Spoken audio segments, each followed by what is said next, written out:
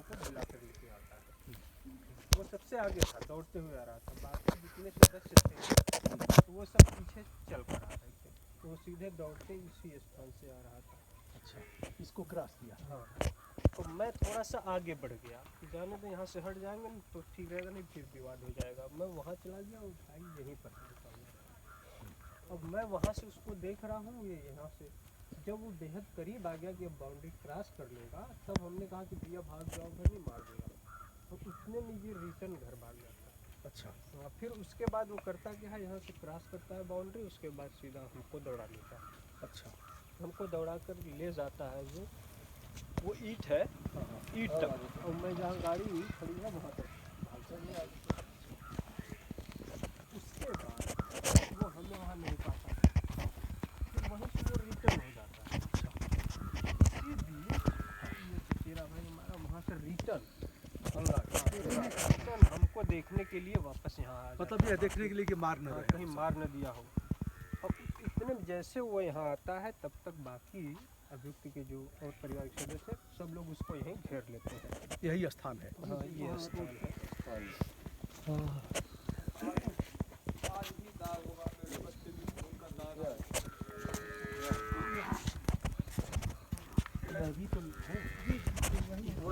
दोस्तों, ये अभी अभी खून के छींटे दिखाई दे रहे हैं। प्रत्यक्ष प्रमाण है कि किस तरह से हमलावरों ने तलवार चलाकर के गर्दन काटा। जैसे ही वो लोग उसको यहाँ घेर लेते हैं तो वो मुख्य आरोपी जो था रमेश, वो पीछे से दौड़ कर आता है। और तलवार कैसे निकालता, कहाँ लिया था? तलवार बाएं हाथ में लिया था, वो लेकर के ही वहाँ से आया। अच्छा, लहराते हुए। बाकी लोगों के हाथ में धारदार हथियार, असलहे, गड़ासी सब लिए थे। जब यहाँ घेर लेते हैं तो उसका मूवमेंट इन लोगों से बचने के लिए हो गया। पीछे वो देख लेते हैं, तब तक वो पीछे से तेजी से दौड़ के आता है। दूसरी बार में सभी लोग। आप किधर थे वहाँ? मैं उस समय वहाँ भाग गया था। अच्छा, एक चीज़ बताइए वकील साहब, इस घटना के आप प्रत्यक्षदर्शी गवाह हैं। मतलब पूरी घटना आपके आपके सामने हुई। पहले आपको दौड़ाया, वार किया और आप बचे भगे, फिर वो आया कि कहीं भैया को मार न रहे हो। उसमें कि जब वो रिटर्न दौड़ कर आता आपकी कोई सुरक्षा अभी तक कोई है? सुरक्षा नहीं, हमारे पास कोई सुरक्षा नहीं। कोई सुरक्षा नहीं है। आपने मांग किया है सुरक्षा की? नहीं, सुरक्षा के लिए अभी हमने कोई सुरक्षा की मांग करना चाहिए। आप करिए, मांग उनका दायित्व है, पुलिस कप्तान का दायित्व है कि सुरक्षा दें बिना कहे।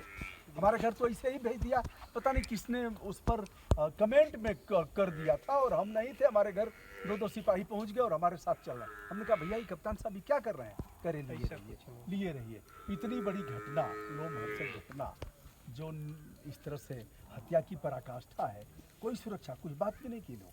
कोई सुरक्षा नहीं, कोई सुरक्षा। डर तो आपको है, कभी भी कुछ हो सकता है।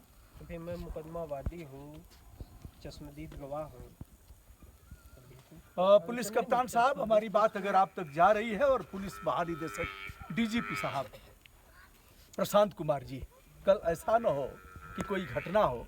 अब आप लोगों को कोई असर तो होगा नहीं होगा, घटनाएं रोज देखते रहते हैं, लेकिन यह विषय है, यह छोटा विषय नहीं है, यह बहुत बड़ा विषय है। आप तत्काल प्रभाव से सुरक्षा प्रदान कराइए, ऐसे नहीं चलेगा। फिर क्या हुआ वकील साहब?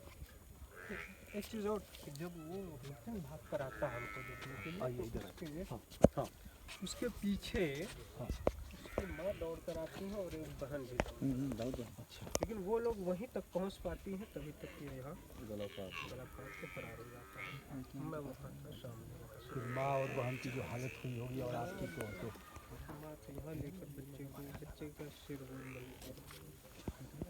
बच्चा क्या, धड़ एक तरफ, सर एक तरफ।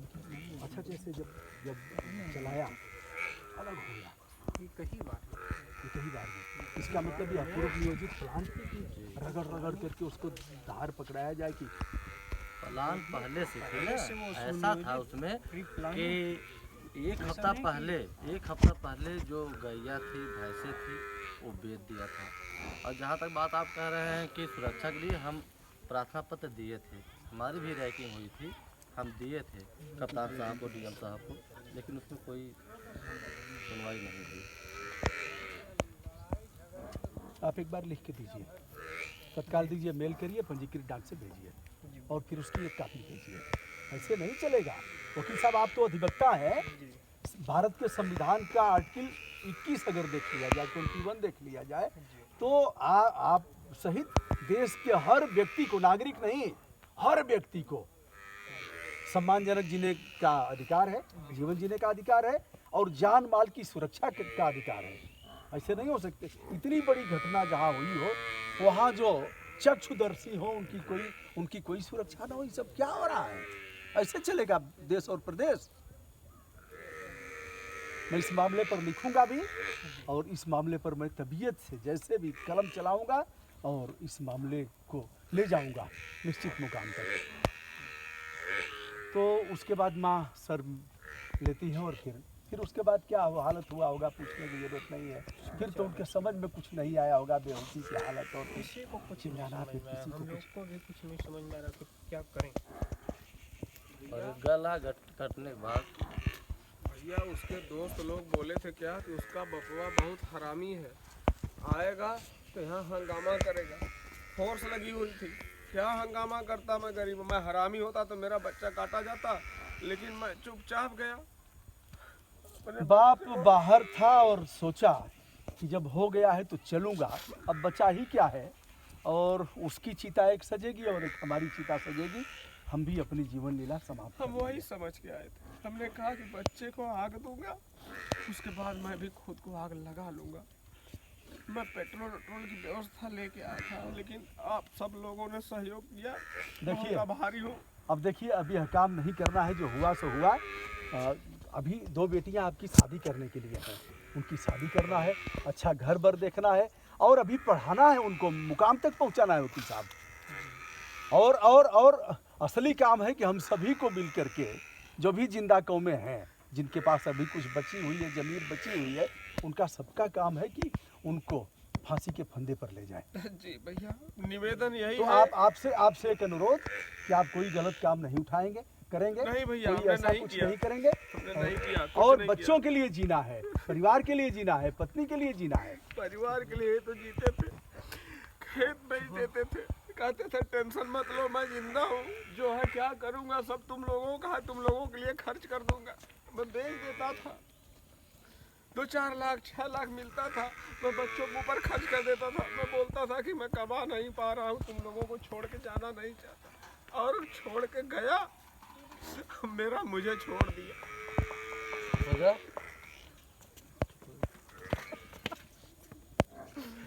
अरे भगवान, अल्लाह काट दे लो ये तो कैसे रहा लो ये हो, इनसे काट देना। हमारा लड़कवा खसी बम भेड़ा ना रहा है भैया। चुप हो, अभी चुप हो जाओ। हम देश बदे जियावत रही हो। चुप हो। देश बदे जियावत। अच्छा भैया, चलिए, तो आज 1.5 महीना होने को है प्रधान जी, 1.5 महीना एक घटना हो जी गई। भैया, बहुत से लोग आए यहाँ, बहुत से लोग आए, तांता लगा था, आज तक आप लोग सो नहीं पाए और न तबीयत से 2 रोटी ले पाए। ये अभी सच है, आने जाने वाले और जो भी है सांत्वना देने वाले। यह शासन की तरफ से कौन आया प्रधान जी? भैया अरे देखा भैया, हम कभो क्यों नेता के ना नहीं, ये सब हम लोग पार्टी की बात नहीं कर रहे हाँ, हैं। गरीब जैसे शासन जिसकी सरकार है, नहीं, उसका दायित्व है कि वह वहाँ रक्षा से करेगा, नहीं कर पाया तो शासन के तरफ से अभी तक भैया कुछ ना मिलल। मीडिया में खबर चलेला कि इतना रुपया मिल गया, इतना करोड़ मिल गया, इतना लाख मिल गया।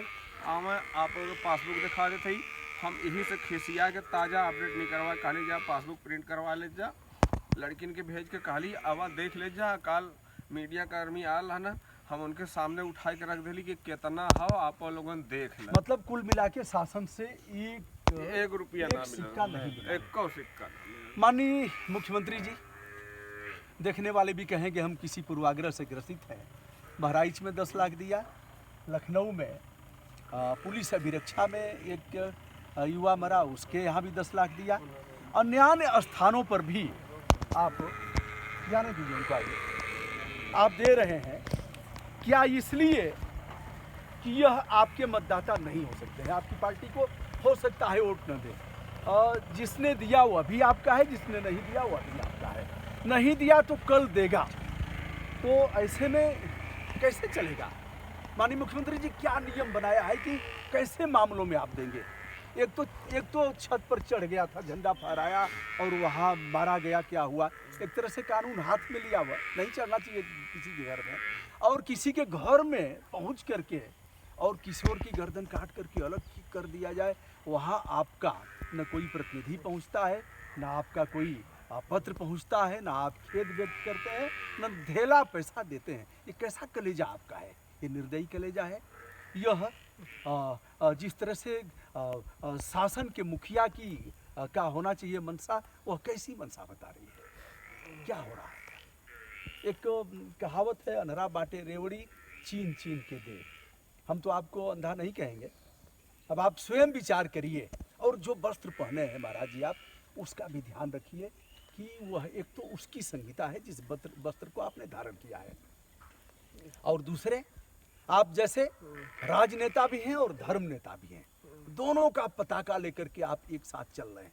ऐसे में क्या यह नहीं लगता है कि इस परिवार के लिए आप सहृदय नहीं है, और इस परिवार के लिए आपका स्नेह स्रोत पूरी तौर पर सूख चुका है?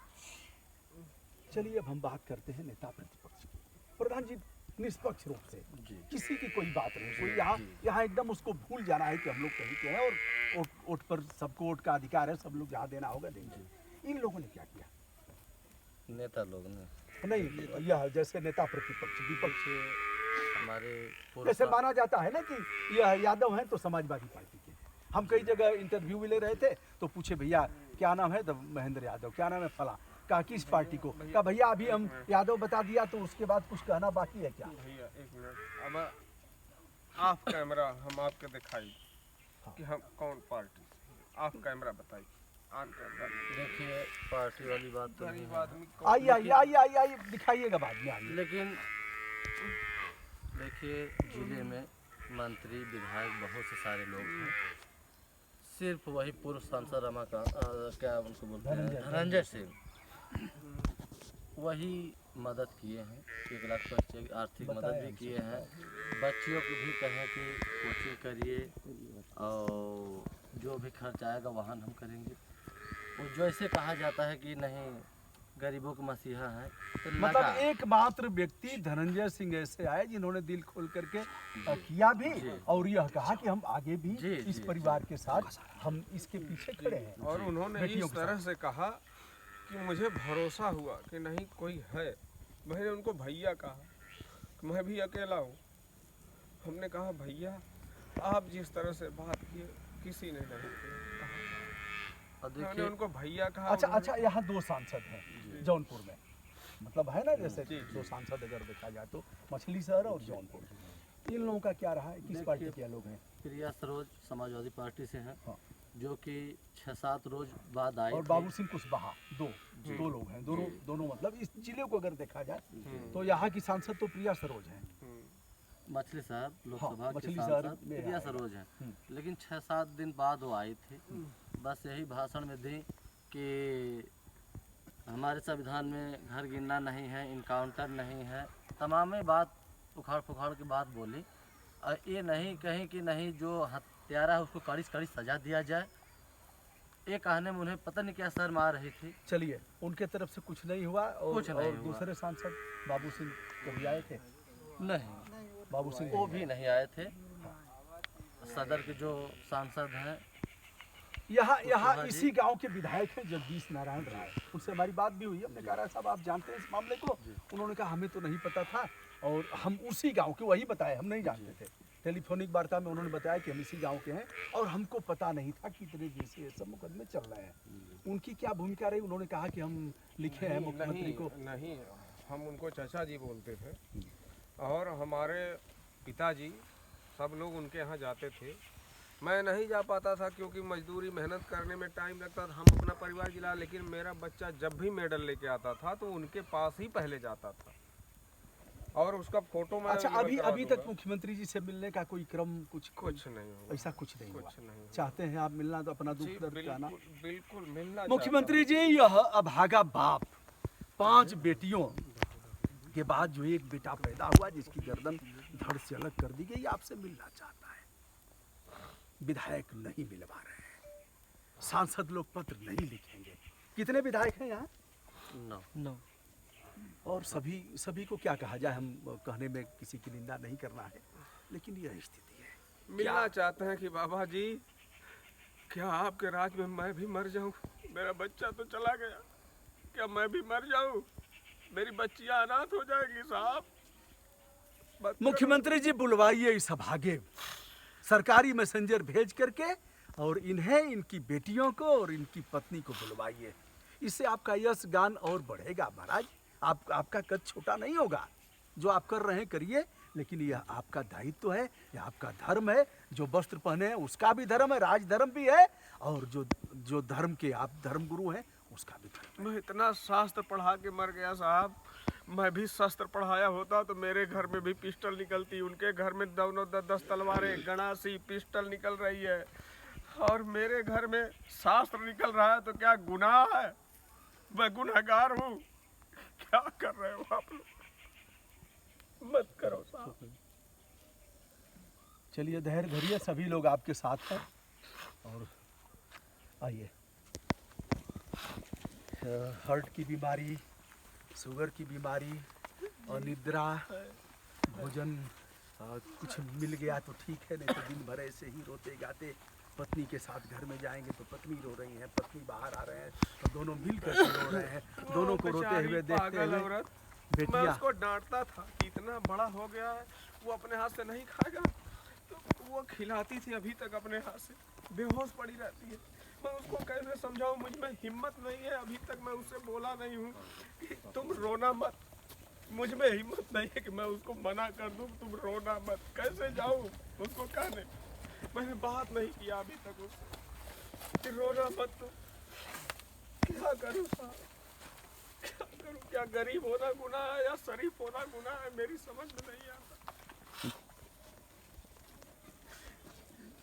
समझ में नहीं आता साहब। देख लीजिए, तुलसी के बिरवा, गायों की सेवा, और यह पूरी तौर पर किसान परिवार, सामने भगवती के रूप में नीम का वृक्ष, और यह गोहरा जिसे उपला बना करके और उसी से भोजन बनाना। देखिए पारिजात, यह सामान्य व्यक्ति नहीं बताएगा, बता रहे हैं पारिजात का कितना महत्व है, नीम का कितना महत्व है।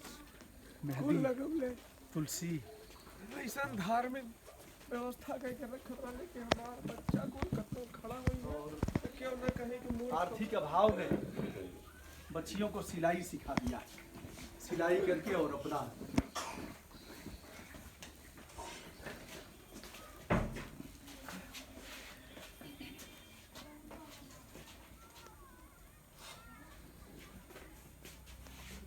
ठीक है, धैर्य धारण करिए। प्रधान जी करते हैं हम लोग,